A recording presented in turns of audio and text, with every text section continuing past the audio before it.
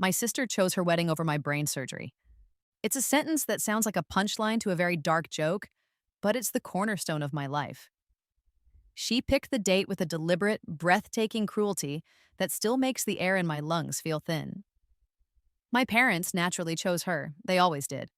I was the B plot in the grand, sweeping epic of my golden child sister Celeste. So, I was alone when they wheeled me into the operating room, a high risk tumor nestled against my frontal lobe, more certain of my own impending death than I had ever been of their love. The phone call had been a masterclass in casual abandonment.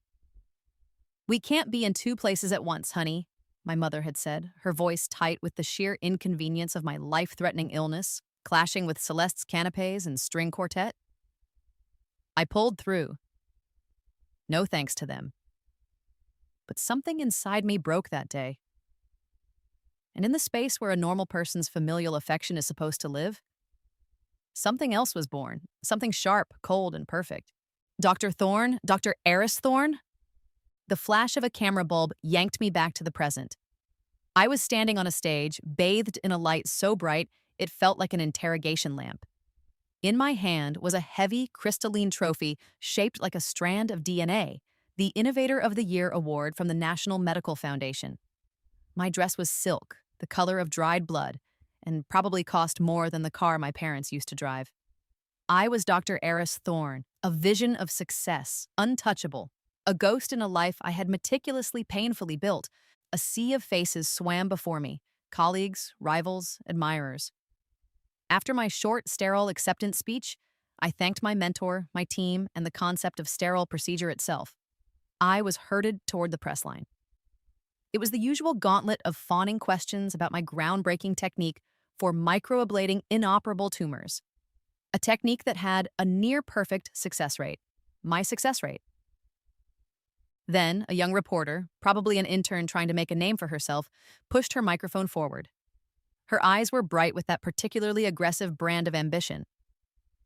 "Dr. Thorne, you're an inspiration to so many. Can you tell us if your family will be celebrating with you tonight?" The question hung in the air, sucking all the oxygen out of my little bubble of triumph. My publicist, a shark named Lena, started to move in, but I held up a hand to stop her. The reporter's question was the trigger. The crystal award in my hand felt cold, just like the metal of the gurney rails all those years ago. The murmuring of the gala faded into the rhythmic, terrifying beep of a heart monitor. My smile, I'm told, is my most unsettling feature. It's a work of art, practiced and perfected. I gave the reporter the full force of it now, a smile as sharp and cold as a brand new #10 blade scalpel. "My family," I said, my voice dangerously soft, "is not a part of my life." I turned on my heel and walked away, Lena trailing in my wake, leaving a ripple of shocked silence behind me. Let them whisper. Let them wonder. My memory is a perfect high-definition recording.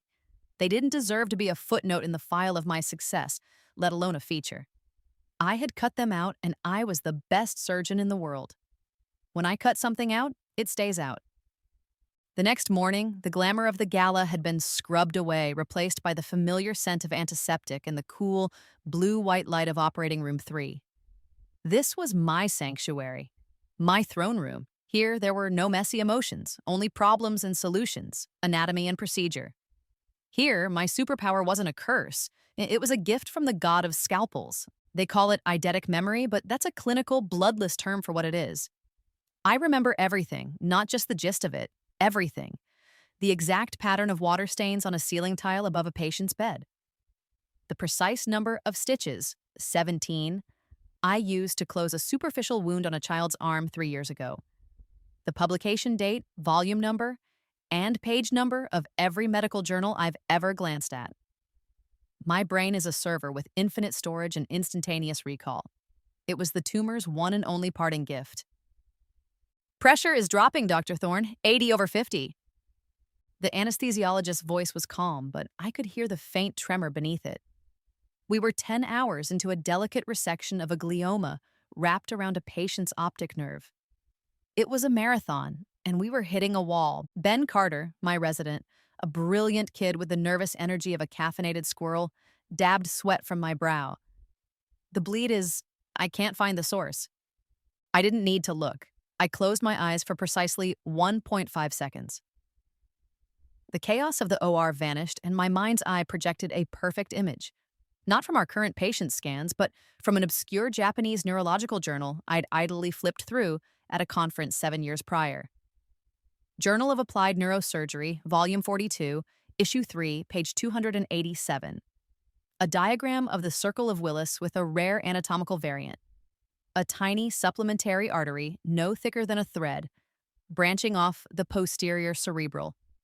I could even see the faint, ghostly image of a coffee ring on the bottom corner of the page, where someone had been careless. My eyes snapped open. It's not the main artery. He has a persistent trigeminal artery variant. The bleed is coming from a microperforation on the ventral side. Ben, give me the bipolar forceps. And get me a 3.5 magnification on screen, too. Ben stared at me, his mouth slightly agape. A PTA? But the pre-op angiogram didn't show. The pre-op angiogram wasn't looking for it, I cut in, my voice flat. I am. There was no more argument. There never was. Within 90 seconds, I had located the microscopic vessel and cauterized it. The bleeding stopped. The patient's pressure stabilized. The collective exhale in the room was audible. Later, in the scrub room, Ben was still buzzing. That was unbelievable, doctor. How did you even know to look for that? I read it somewhere, I said, stripping off my gloves with a satisfying snap. I left him there, shaking his head in awe. He idolized me. They all did. They saw the perfect machine, the surgeon with the magic memory. They didn't see the cost of the hardware. My chosen family was Dr. Julian Reed, the chief of neurosurgery who had taken a chance on a brash, antisocial intern all those years ago. He was waiting for me in my office, a paper cup of what passed for coffee in his hand. He was in his late 60s, with kind eyes that saw far too much. Heard you pulled another rabbit out of your hat today, Aris, he said, his voice a low rumble. It was a textbook variant, I lied, shrugging off my scrubs. A textbook only you seem to own a copy of, he countered, a small smile playing on his lips. He gestured to my pristine, almost obsessively tidy desk. That reporter's question last night. It got under your skin. I have no skin, I said, just scar tissue. He sighed, the sound of a man who had long given up trying to breach my walls, but felt obligated to check the fortifications now and then. Just remember, even the best machines need maintenance. I went home to my apartment, a minimalist glass box in the sky that was as sterile and empty as I felt most days. It was my fortress of solitude, and I liked it that way. But the siege had begun. On the polished marble of my kitchen island, where no mail was ever supposed to make it past Lena's vigilant filtering, lay a single cream-colored envelope. The handwriting was my mother's. A loopy, self-conscious script that always tilted slightly to the right, as if leaning away from any real responsibility. I didn't open it. I didn't have to. The image of the envelope, the postmark from my old hometown, the slight tremor in her cursive, it was already filed away. A piece of malware uploaded directly into my brain. I walked over to the incinerator chute built into the wall, a perk of living in a ridiculously expensive building, and dropped it in.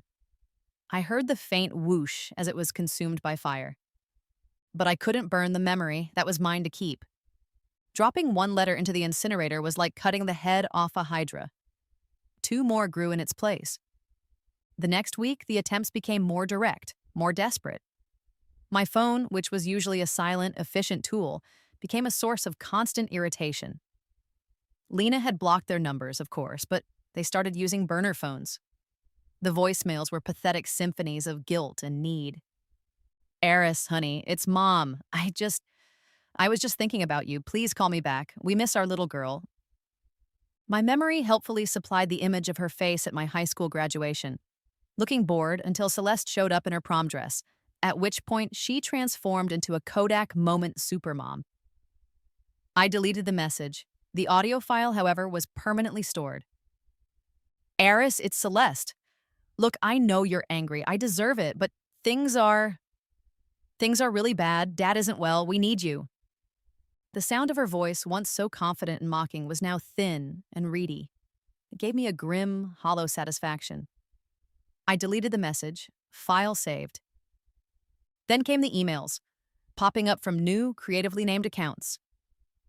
yourlovingfamily@gmail.com, please forgive us at yahoo.com, celestinmom@hotmail.com. It was an amateur hour assault, easily deflected but irritating nonetheless. Each one was a small digital pinprick, a reminder of the infection I thought I'd excised. The ultimate breach happened on a Tuesday. I was coming out of a long, draining consult with the family of a young patient. I'd just delivered bad news, and the weight of their grief was still clinging to me like static. I was mentally preparing for the afternoon's craniotomy, running through the steps, visualizing the approach. I was vulnerable. And that's when she appeared. She was standing at the end of the hall just outside the surgical wing, looking horribly out of place. It was Celeste. But it was a version of Celeste I'd never seen before. The golden blonde hair was limp and brassy at the roots. The designer clothes she always wore like a second skin were gone, replaced by a cheap-looking pantsuit that hung off her frame. The radiance that had been her defining feature, the glow that had made my parents orbit her like star-struck moons, was gone. She just looked worn. "Aris," she breathed, taking a tentative step forward. My first instinct was to call security. My second was a cold, clinical curiosity. I wanted to see the decay up close. I stopped, my face a mask of professional neutrality. "You're not allowed here," I said. My voice was flat, devoid of emotion. I know," she said, wringing her hands. It was a gesture I'd seen our mother make 1,000 times. I had to see you. I'm so sorry, Aris. For everything, I was an idiot. I was young and stupid and jealous. The apology was a string of cliches, hollow and self-serving. It meant nothing. "You were 24, I stated, my memory supplying the exact date of her wedding. Not that young, and not that stupid." She flinched but pressed on. "We miss you. Mom and Dad, they're falling apart. Dad lost the business. He's not himself. We need you." There it is, I thought, the real reason. Not sorrow, not remorse. Need. I let her finish, my eyes fixed on her face, my brain cataloging every flicker of desperation, every false note of contrition. When she was done, a pathetic silence hung between us. "Do you remember August 14th, 19 years ago?" I asked, my voice dangerously calm. "It was a Saturday. You were wearing a yellow sundress with little blue flowers on it. We were in the backyard. I had just gotten a 98 on my chemistry final, and you were angry because your boyfriend, Chad, the one with the questionable hygiene, had dumped you. You told me, and I quote, 'No one will ever love you, Aris, because you're too boring. You're like a human textbook, all facts and no fun.'" Celeste's face went pale. I don't remember that." "I do," I continued, taking a step closer. "I remember the exact shade of yellow of the dress. I remember the smell of freshly cut grass. I remember that you followed it up by telling me that Mom and Dad only pretended to be proud of my grades because they felt sorry for me. Your exact words were, 'It's a pity prize for the weird one.'" Tears started to well in her eyes. "Aris, please, I was a child." "You were a cruel child who grew into a cruel adult," I said, my voice dropping to a whisper. The words were scalpels, and I was making my incisions with surgical precision. "You got your wedding. You got your perfect day. I hope it was worth it. Now you will turn around, you will walk out of this hospital, and you will never, ever attempt to contact me again." She just stood there, shattered. I didn't wait for an answer. I turned, keyed the code for the surgical wing, and walked through the doors without looking back. As the doors hissed shut behind me, I heard the first sob tear its way out of her chest. A moment later, I heard the firm, polite voice of a security guard saying, "Ma'am, you can't be in this area." The machine was back online. The intrusion had been dealt with. The encounter with Celeste left a residue, a fine layer of grime over the polished surfaces of my mind. I told myself it didn't affect me. I was a fortress. But even fortresses can get rattled. 2 days later, I was performing what should have been a routine clipping of a cerebral aneurysm. It was a procedure I could do in my sleep. My hands moved with their usual economy and grace. But as I reached for the clip applicator, for a fraction of a second, A nanosecond, a blip in time that no one else in the room could possibly have perceived. My hand hesitated. My brain screamed at me. My fingers felt disconnected from my will. The image of Celeste's tear-streaked, desperate face flashed in my mind. Unwanted, intrusive. I pushed it away, completed the motion, and successfully clipped the aneurysm. The surgery was a success. The patient would be fine. But I knew, and that was enough. The machine had skipped a beat. Dr. Reed knew, too. He didn't have a super memory, but he had 30 years of experience reading people, and he read me like a patient chart. He was waiting in my office when I finished my post-op notes. He didn't bother with pleasantries. "The machine is skipping, Eris," he said, his arms crossed over his chest. He was leaning against the doorframe, blocking my only exit. "I was watching from the gallery. You hesitated." "The procedure was successful," I said, my voice tight. I refused to look at him, focusing instead on aligning the pens on my desk into a perfect parallel row. "That's not the point, and you know it," he said, his voice gentle but firm. "In our line of work, a hesitation that lasts a nanosecond today could last a full second tomorrow. And a second is the difference between life and death. Whatever that woman wanted, your sister, it's affecting your work." "It's handled," I bit out. "Is it?" he pressed. "Or did you just cauterize a bleeder without treating the underlying weakness in the vessel wall?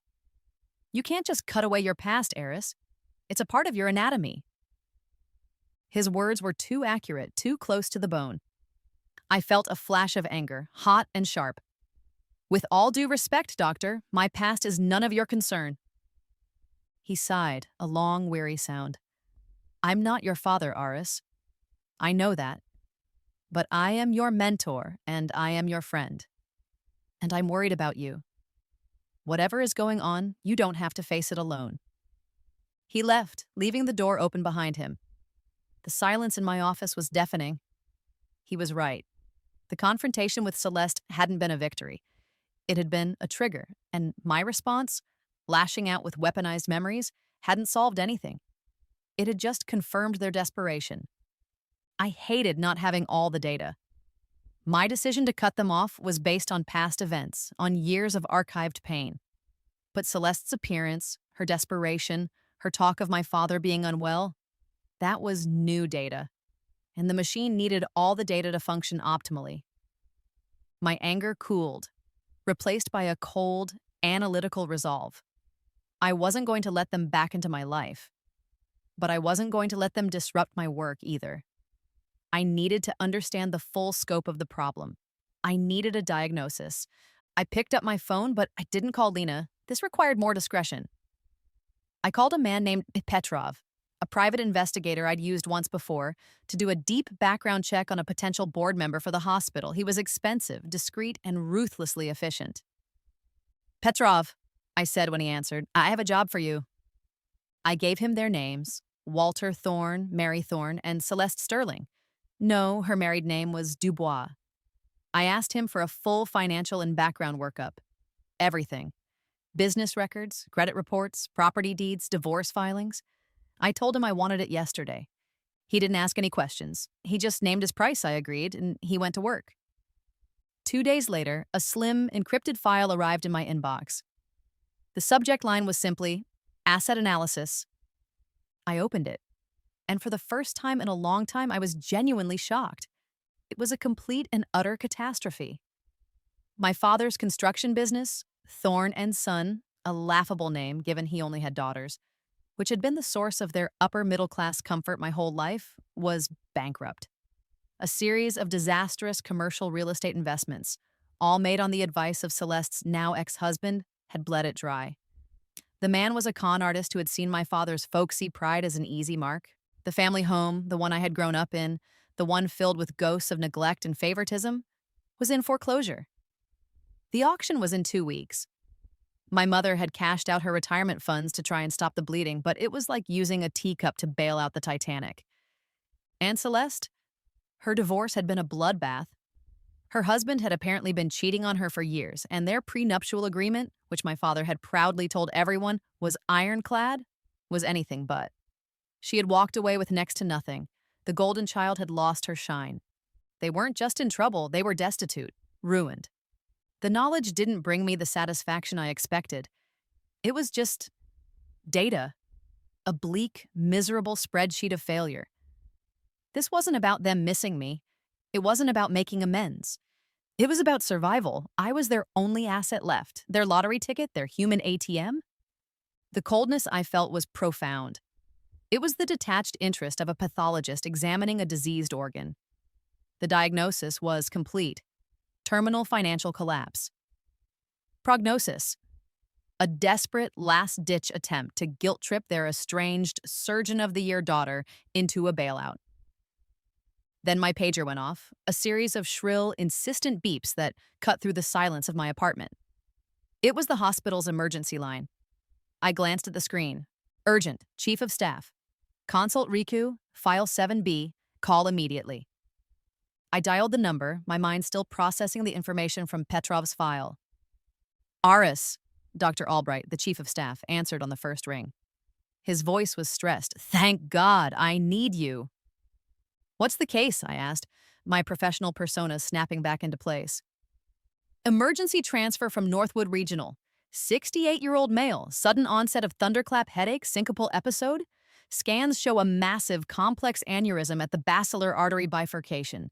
It's a monster, Eris. They say it's inoperable. They're basically sending him here for palliative care. Send me the file, I said.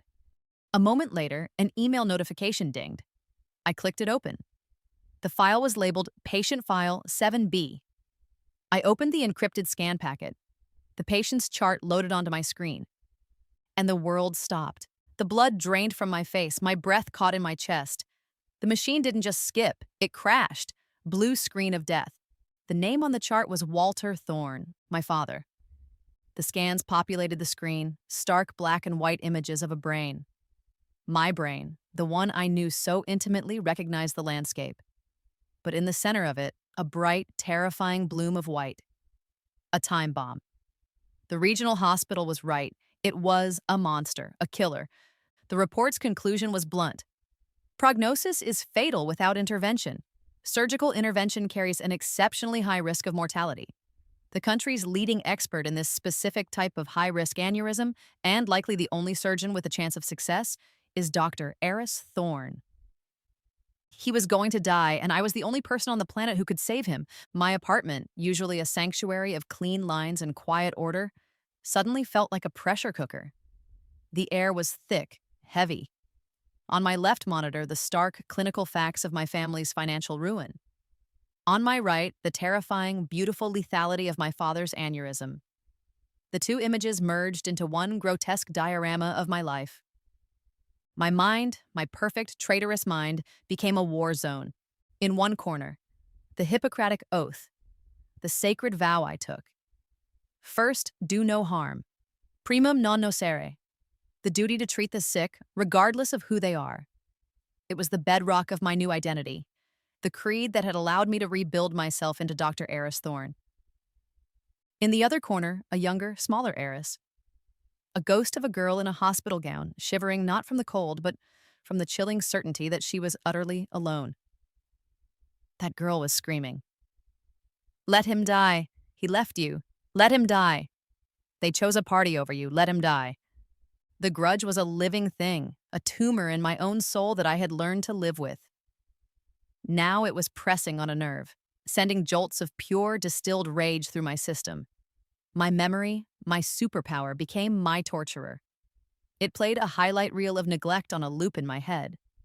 My father at my 5th grade science fair, checking his watch every 30 seconds before leaving early for one of Celeste's dance recitals. The time he promised to teach me to drive only to forget because he was helping Celeste's boyfriend fix his car. The phone call, always the phone call. We can't be in 2 places at once, honey. I was pacing my apartment like a caged animal. I couldn't think. The data was overwhelming the processor. I needed an external opinion. I needed my mentor. I called Julian, and it was almost midnight, but he answered on the second ring. Aris, what's wrong? He could hear it in my silence. I need to see you, I said, my voice hoarse. We met at a deserted, all-night diner, the kind with cracked vinyl booths and watery coffee. The fluorescent lights were brutally unflattering, which felt appropriate.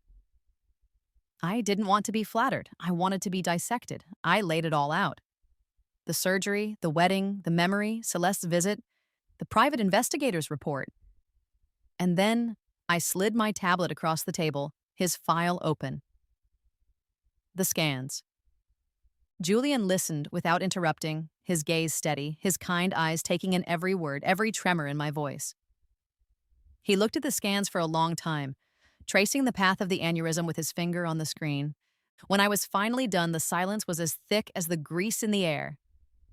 "Well," he finally said, his voice a low rumble, "that's a hell of a thing." "What do I do?" I whispered. It was a question I hadn't asked anyone since I was a child. "What does the doctor do?"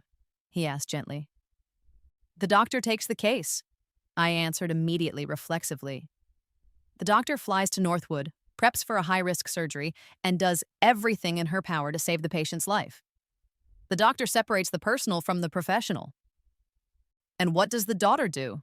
he pushed. A raw, ugly sound escaped my throat, half laugh, half sob. "The daughter lets him die. The daughter says, 'Sorry, Dad, can't be in two places at once. I have a very important brunch I can't miss.' The daughter lets him learn what it feels like." Julian nodded slowly. He took a sip of his terrible coffee. "They chose a wedding over your life," he said, his voice flat, validating the core of my pain. "That's a fact, an unforgivable one, in my book. Now you must choose. But listen to me, Aris. This choice isn't about them anymore. It's not about getting revenge. It's not even about forgiveness. This is about you. It's about whether you let them have the final say on who you are. Are you the abandoned child, forever defined by their cruelty? Or are you the brilliant surgeon who, against all odds, rose above it? You can't control what they did. You can only control your response to it." His words cut through the noise. He wasn't telling me what to do. He was just reframing the equation. This wasn't about them. It was about me, my identity, my oath. "I'm the doctor," I said, the words feeling solid, real, for the first time. "There you go," he said, a small, sad smile on his face. "There's your answer." I walked out of the diner and into the cool night air. The war in my head was over. There was a victor. I called Dr. Albright. "I'm taking the case," I said. "Prep my travel. I'll be on the first flight to Northwood in the morning. I'll operate tomorrow." I would be a doctor, nothing more. Northwood Regional Hospital was a monument to beige. The walls, the floors, the nurses' scrubs, all varying shades of depressing, institutional tan. It smelled of overboiled vegetables and quiet desperation. It was 1,000 miles and a million years away from the sleek, state-of-the-art facility where I was a queen. Here I was just a visiting surgeon, a ghost from a past this town thought it knew. The pre-operative meeting was held in a small, windowless conference room, and it was exactly as excruciating as I had imagined. My mother and Celeste were already there, huddled together on one side of the table. They both stood up when I walked in, their faces a mess of fear, hope, and a desperate, cloying reverence. They weren't looking at Aris. They were looking at a miracle worker, their last hope, their get-out-of-jail-free card. My mother rushed forward, her hands outstretched. "Aris, oh, Eris, thank you. We knew you'd come. We knew you wouldn't let us."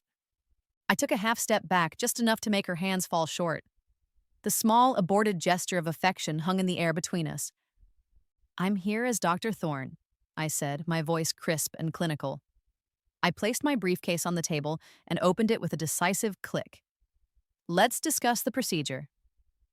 Celeste, who looked like she hadn't slept in a week, just stared at me, her eyes wide.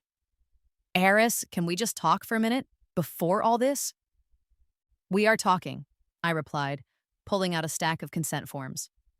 "We are talking about your father's impending intracranial surgery." I used my professionalism as a shield, but I also sharpened it into a weapon. I didn't spare them a single, horrifying detail. I described the approach, the craniotomy, the way I would navigate through the delicate landscape of his brain. I used terms I knew they wouldn't understand. Tyrrional approach, Sylvian fissure dissection, fenestration of the lamina terminalis. It was a verbal assault disguised as a medical briefing. Then I walked them through the risks, my voice never wavering. There is a 30.7% chance of a post-operative stroke, I said, looking my mother directly in the eye. A 15.2% chance of significant, permanent cognitive impairment. That means he might not know who you are. There is a 9.8% chance of paralysis. And given the complexity and location of the aneurysm, there is an 18% chance of intraoperative mortality. That means he will die on the table. My memory supplied the statistics with flawless precision. I was quoting a study from the New England Journal of Medicine, but I delivered it like a death sentence. My mother's face had gone ashen. Celeste was openly weeping now, silent tears tracking through her cheap foundation. They had wanted their daughter, their sister, her one they could manipulate with tears and guilt.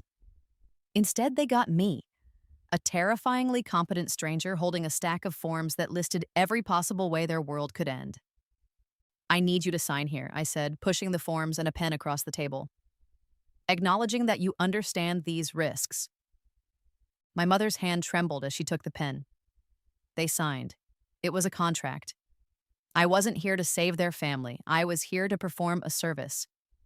Payment was their signature on a piece of paper that absolved me of everything but my medical duty. I stood up. I'll see him in the OR. I left them in that beige, airless room, two women drowning in the consequences of a life I had escaped. I had made them see me, not as Aris, but as Dr. Thorne. And she was all they had left. The operating theater at Northwood was older, the equipment less advanced than what I was used to, but the fundamentals were the same. The controlled cold, the rhythmic beeping of the monitors, the hushed, focused energy of the team. It was my element. My father was on the table, already draped in sterile blue sheets, only a small, shaved section of his scalp exposed. He was no longer my father, he was the patient. A puzzle of blood vessels and tissue and bone that I was here to solve. The local surgical team was competent but nervous. They treated me with a mixture of awe and fear. I was an alien, a specialist from a different world, beamed in to do the impossible. I moved with my usual calm, my voice steady as I called for instruments, my hands moving with an unthinking grace. Scalpel! The surgery began. I made the first incision, clean and precise. The craniotomy was textbook.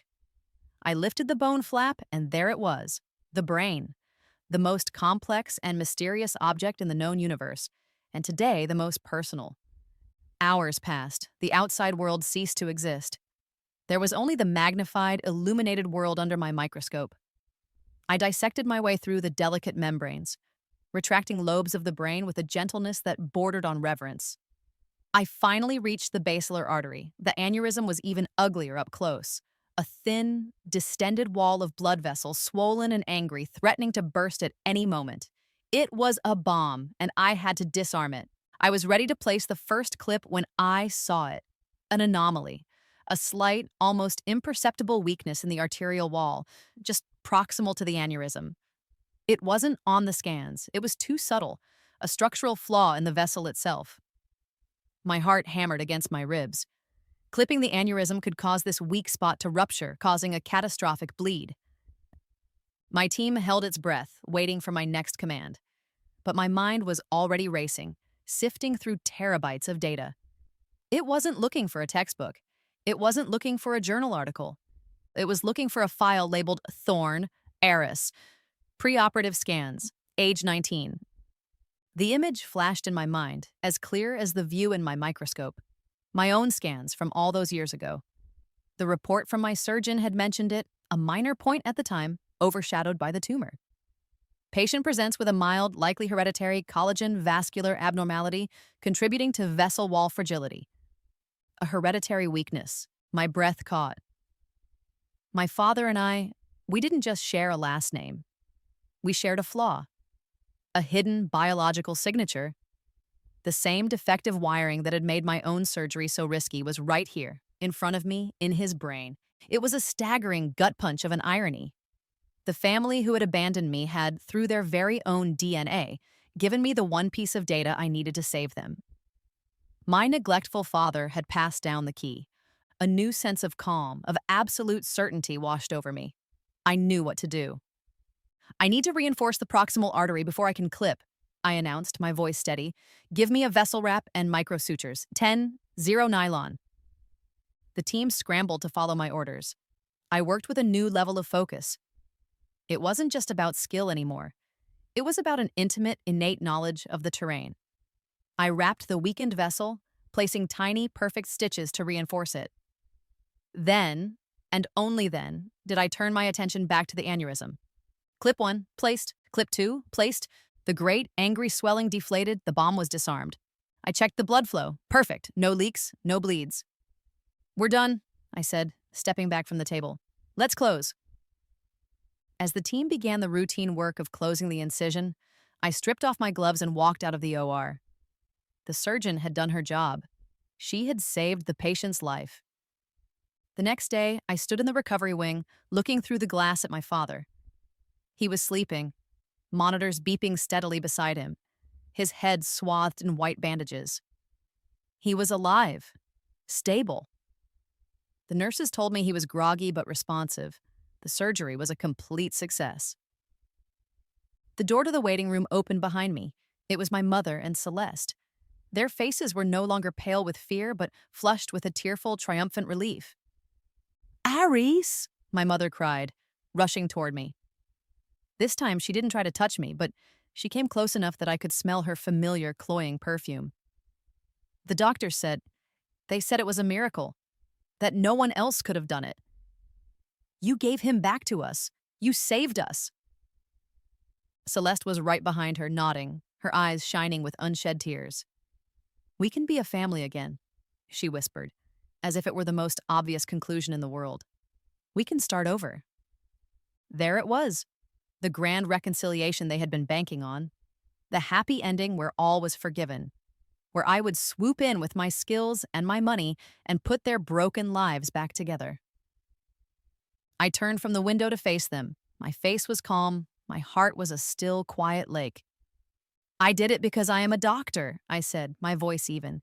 It is the oath I took. I would have done the same for any patient in his condition.